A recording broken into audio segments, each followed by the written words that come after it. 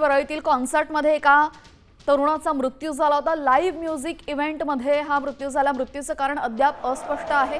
मात्र या कॉन्सर्टमधील व्यक्तीचा मृत्यू ड्रग्सच्या अतिसेवनामुळे झाला होता का, मद्याच्या अतिसेवनामुळे झाला होता का, या संदर्भात आता शवविच्छेदनचा अहवाल समोर आल्यानंतरच समजेल। मात्र अत्यंत धक्कादायक अशी घटना आपण पाहतोय मुंबईमधील। या तरुणाच्या मृत्यूचं कारण अद्याप अस्पष्ट असलं तरी या संदर्भातला तपास आता पुढे सुरू आहे।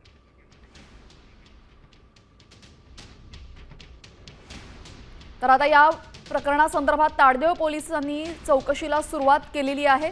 वरळीतील घटनेप्रकरणी 8 ते 10 जणांची आता चौकशी सुरू झालेली आहे। ताडदेव पोलीस ठाण्यामध्ये ही चौकशी सुरू झाली असून या संपूर्ण प्रकरणामध्ये 8 ते 10 जणांची चौकशी सुरू झाली आहे। वरळीमधील घटनेप्रकरणी 8 ते 10 जणांची चौकशी सुरू झाली असून या चौकशीअंती नेमकं काय सत्य बाहेर येईल हे पाहणं महत्त्वाचं ठरेल।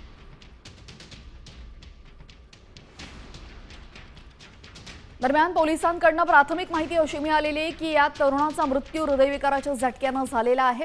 ही प्राथमिक माहिती समोर येते।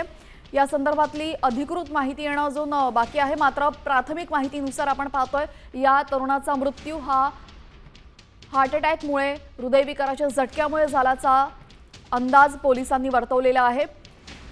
आपल्यासोबत आमचे प्रतिनिधी गिरीश कांबळे जोडले गेलेले आहेत। गिरीश, काय माहिती समोर येते, मृत्यू कशामुळे झालाय?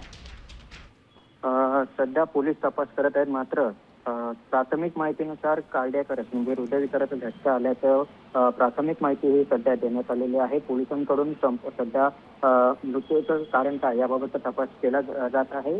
पीएम पोस्टमॉर्टमचा अहवाल आल्यानंतर सगळे नेमकं कारण काय आहे ते समोर येईल। मात्र प्राथमिकरित्या सध्या कार्डियक अरेस्ट आल्याची माहिती दिली गेलेली आहे। याशिवाय सध्या आयोजकांसहित अन्य काही जणांची चौकशी देखील सध्या सुरू असल्याची माहिती मिळते।